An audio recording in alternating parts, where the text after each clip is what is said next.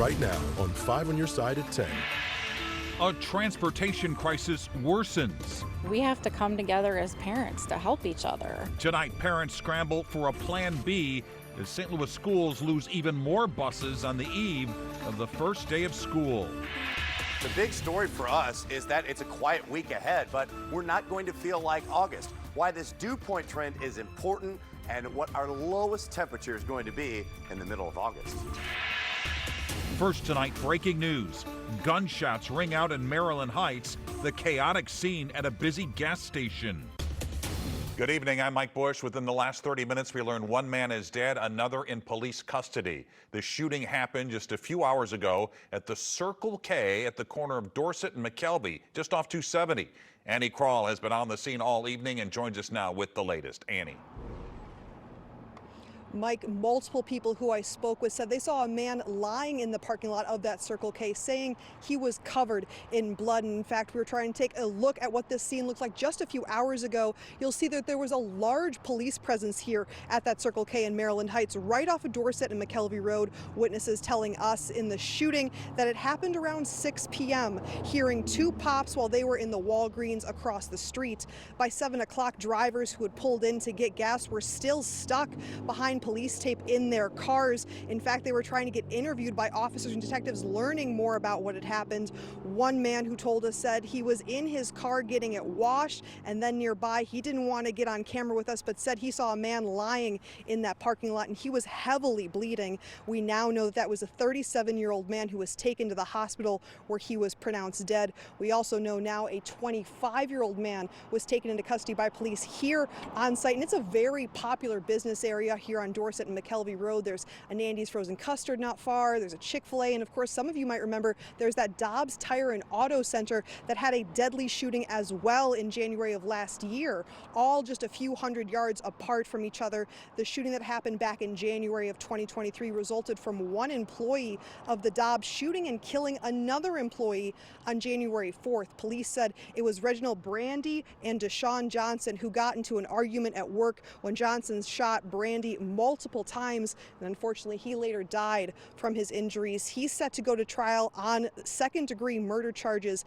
in October, and we want to talk about tonight's investigation again. So far, we don't have an identity of that victim or even that suspect, no possible motive either coming from police, but they did tell us they recovered a handgun from this site, and one man who I spoke with said he walks his dog on this sidewalk almost every single night, and it's a very different neighborhood come nightfall. He's actually moving in the next few weeks with his pregnant girlfriend because of how uneasy he feels out here. Reporting live in Maryland Heights, Annie Krall, 5 on Your Side. And the latest information tomorrow on Today in St. Louis. And tomorrow is the first day of classes for St. Louis Public Schools. And tonight, more transportation troubles may leave hundreds of more students stuck at the bus stop. The district now says one of its vendors can no longer provide buses for the first day. The company, Extra Care Transportation, says it can deliver the 6 buses it promised, but not until next week. Another vendor, Shuttle Pro, says it's now giving the district 25 buses instead of the 45 it planned. This affects nearly 1,800 students. This is what we do. We are a student transportation provider. Okay, and it is very important to me, and I want the community to know, it is very important to me that these students receive the transportation, safe transportation, reliable transportation that they are entitled to. This week we've learned SLPS will provide before and after care at all elementary schools starting tomorrow. And St. Louis Public Schools family spent the weekend trying to get ready for the first day of school tomorrow, but some parents still don't know how their kids are going to get there. 5 on Your Side's Laura Barczewski talked with parents and community groups in the last few hours of summer break. Laura. Mike, the transportation issue has certainly been a headache for the district and especially for the parents, but there is some support out there, not only from the community, but other parents as well. My son, he's 8, and my daughter, she's 5. Lakeisha Burton says the beginning of a new school year is always stressful. Her 2 kids head off to kindergarten and 3rd grade this year. Yeah, it's been expensive, but like I said, I thank my higher power because I got people in my life that care about me and my kids. So, Which is why she's thankful for community events like the Urban League's Back to School and Job Fair gathering.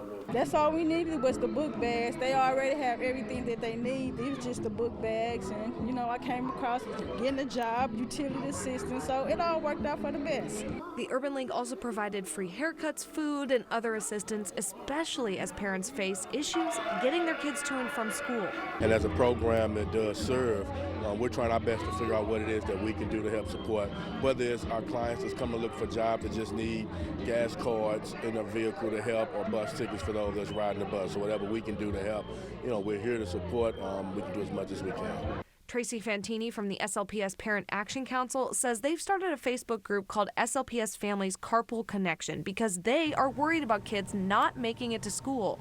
We have to come together as parents to help each other, and I want to be an example of that, you know, for the kids, but you know, also just for other parents to show a way that they can help.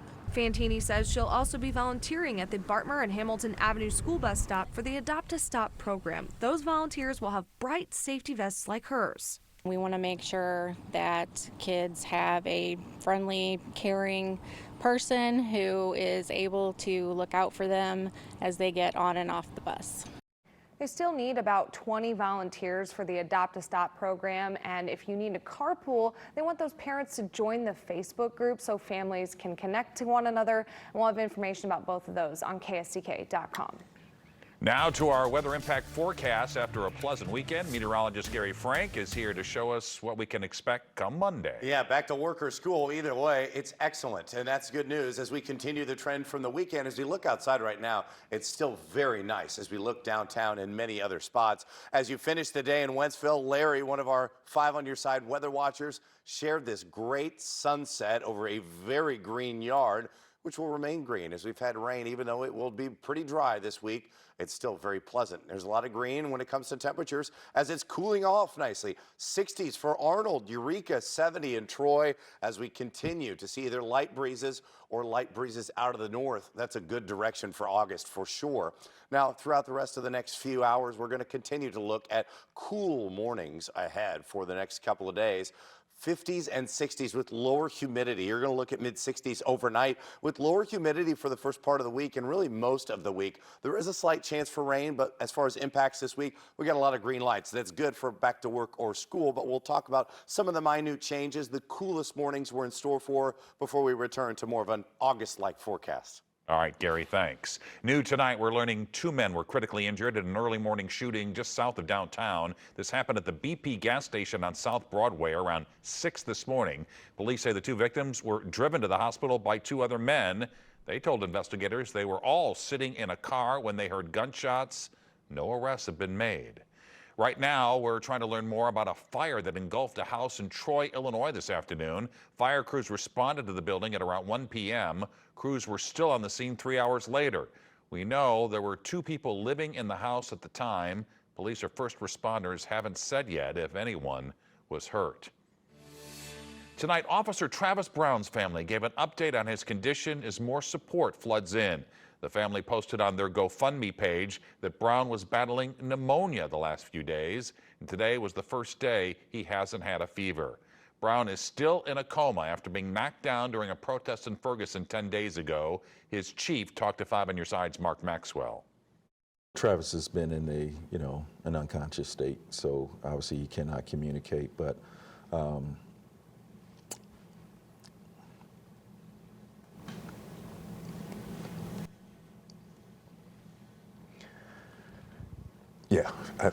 yeah. What would you want to say to him if the first words he could hear you say? Man, we love you. Right now, Brown's family, the GoFundMe, has more than $140,000. Residents are hitting the pavement on Jefferson Avenue, advocating for pedestrian safety. The road will be a part of a $46 million improvement project on multiple St. Louis streets. City officials are planning for resurfacing, lane configuration, restriping, traffic signal retiming, and much more. A group of residents walked for more than 2 miles, pointing out areas for improvement, which some say could be life-saving. People deserve to be here safely. I've experienced a lot of dangerous intersections and just dangerous drivers who sometimes are just reckless, and whether it's intentional or not, it still endangers people. Construction for the massive improvement project will start this fall and wrap up the fall of 2026. All eyes are on Chicago as the Democratic National Convention starts tomorrow. President Joe Biden will address the DNC on night one. Tonight we're learning some of the other faces that will be stepping onto the stage. Former First Lady Michelle Obama will address the DNC on Tuesday. She'll speak on the same night as her husband, former President Barack Obama. While they prepare to speak inside, the venue is preparing for protests outside with upgraded security measures. Chicago is bringing over 300 officers from across Illinois and Milwaukee to help secure the United Center. No matter the number of people who show up here in Chicago to protest, that they do it peacefully. They're exercising their First Amendment rights. But we want them to understand that criminal activity cannot and will not be tolerated in the city.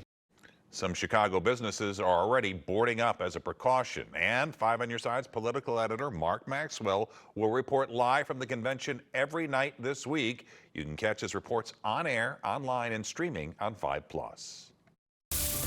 An 8-year-old battling cancer facing it head-on with her entire class. The thousands of dollars raised by third graders. The road to recovery leading one man towards the road to victory. He's going to be champion. A story of resilience in the wake of a terrible accident, driving a dream to compete for Team USA. As we continue to look ahead this week, the impact for us is that there's not much going on. However, it will get hot again at some point in August. We'll talk about how long we can enjoy some cooler fall-like temperatures before this above-average stuff heads our way again. Making a Difference is sponsored by Midwest Bank Center. Some people redefine what's possible in the face of adversity. In tonight's Making a Difference report, the story of one man's life-altering accident and how he's now skating towards an inspiring future. Zach? If adversity measures a person's true height, So how are you doing today? then Zach McCrary is redefining what it means to stand tall. At Washington University Center for Advanced Medicine, As long as you're making good progress. Zach's checkup with Dr. Ian English isn't just routine, it's remarkable. I was able to use my femur and actually lift this leg up, which I didn't think I'd ever do. 5 years ago, Zach lost both legs in a devastating work accident. They ended up taking me to the ambulance. My heart dropped, so they got scared, so they threw me into a helicopter and flew me out to Springfield, Missouri. On the road to recovery, this single father of 3 boys found himself struggling with ill-fitting prosthetics and fading hope. I almost gave up until I heard about the surgery. Enter Dr. English. One option would be to consider a specialist in osseointegration. Some patients that do a little peroxide around it. A groundbreaking procedure that anchors prosthetics directly to the bone. So we put the implant in the bone first. The bone grows to the metal. And over 3 months or so, the skin heals, the muscles heal, and the bone graft inside also strengthens. For Zach, the surgery was life-changing. Now able to bear over 100 pounds on his new legs, he's rediscovering a world of possibilities. Since I've been going to physical therapy, I've taken my first real steps, so it was amazing. I've been bragging about it because I just did it yesterday. And now Zach's journey isn't just about walking, it's about soaring. Back in his hometown of Bloomington, Illinois, he's found an unexpected passion in sled hockey, joining the Bloomington Thunder. Fell in love with it. You fell in love with it. That's fantastic. What about it? What did you love about it? Biggest thing, how fast I can go. With the Paralympics in Paris on the horizon, Zach has a new goal: to one day play for Team USA. So it wouldn't surprise you to see him in the Paralympics one day? Not at all. He's going to be champion. So that bone is called your fibula bone. For Zach, every step forward is a testament to the power of perseverance.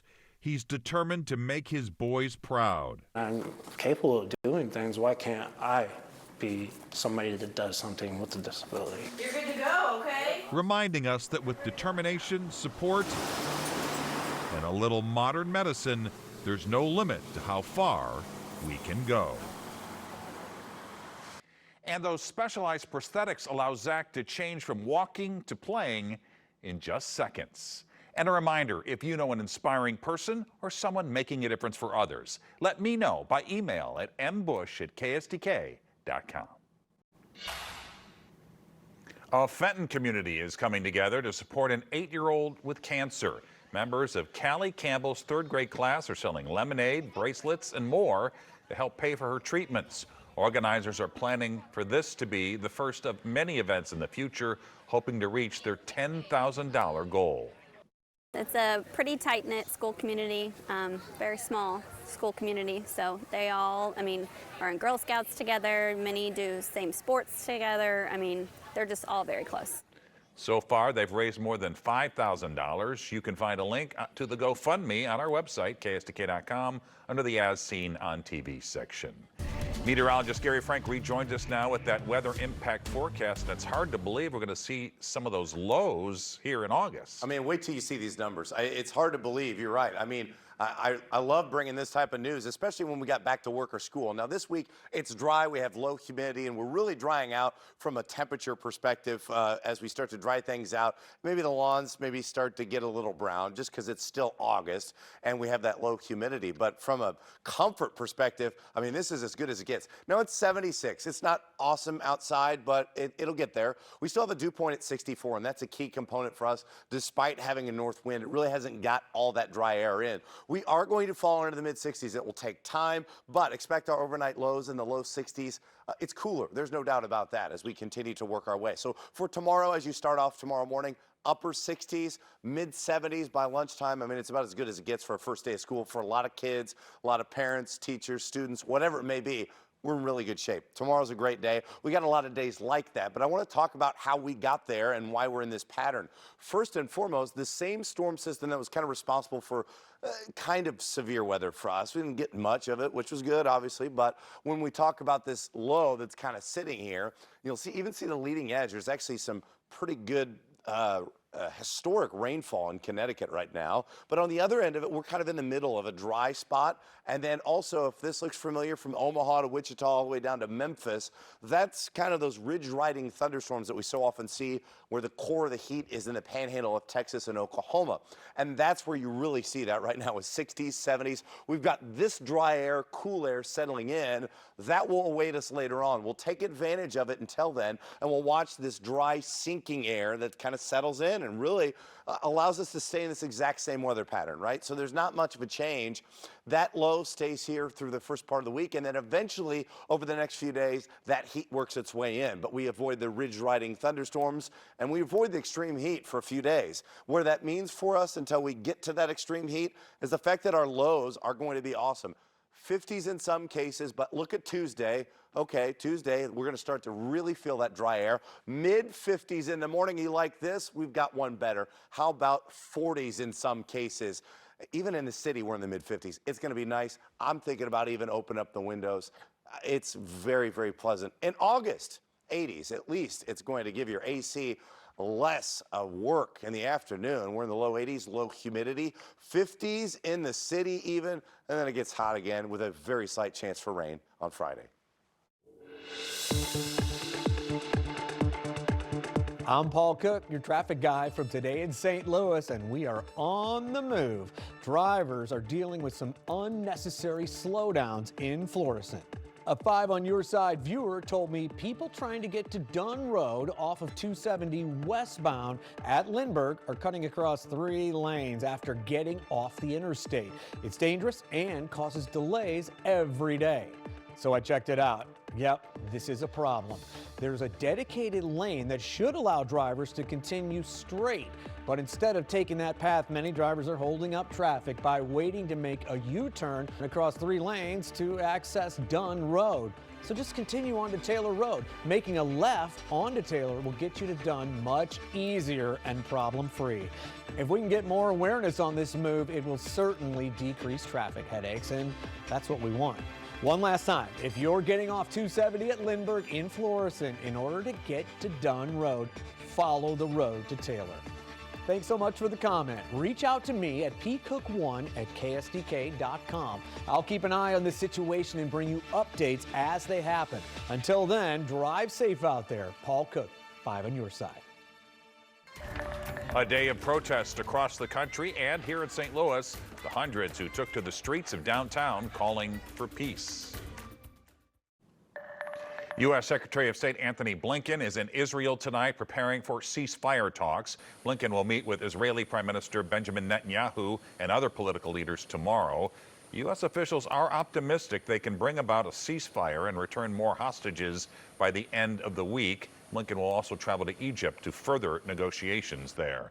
Back here in St. Louis, protesters marched downtown to support Palestine. Demonstrators started their march at Keener Plaza this morning at around 11, making their way to Ballpark Village. This was part of a slew of protests happening in dozens of U.S. cities, calling on national leaders to withdraw arms support for Israel ahead of the Democratic National Convention. I'm not here to create a solution. I'm here to raise awareness because the governments, the people in power are the ones that are able to get these solutions on the table and make them come to pass. We can't do anything. We have no power to create a solution. All we can do is make sure that they are heard and not forgotten. Start of the war in Gaza, which began when Hamas attacked Israel last October. 1,200 people in southern Israel were killed, 250 taken hostage. More than 40,000 Palestinians have been killed since the war began. Roughly 110 hostages remain in Gaza today. Stay with us. We'll be right back. School starts for many tomorrow, and Gary has a final check of the weather. Yeah, I mean, in terms of first days of school, I mean, I guess the positive is that it's awesome outside. The negative is it's so awesome outside, you're going to be in school. But for recess, I mean, you're going to start off no jacket, nothing like that. Not you'd expect that in August, but maybe there'll be a couple of days by the middle of the week. 79, and we're in the low 80s by the evening with a light north breeze, lower humidity. It's an excellent day, a lot of sunshine. Anthony has more on that starting at 4 a.m. And there you have it, 5 on your side at 10. Don't forget to start your day with Today in St. Louis beginning at 4 a.m. And now here's Frank Cusimano with Sports Plus.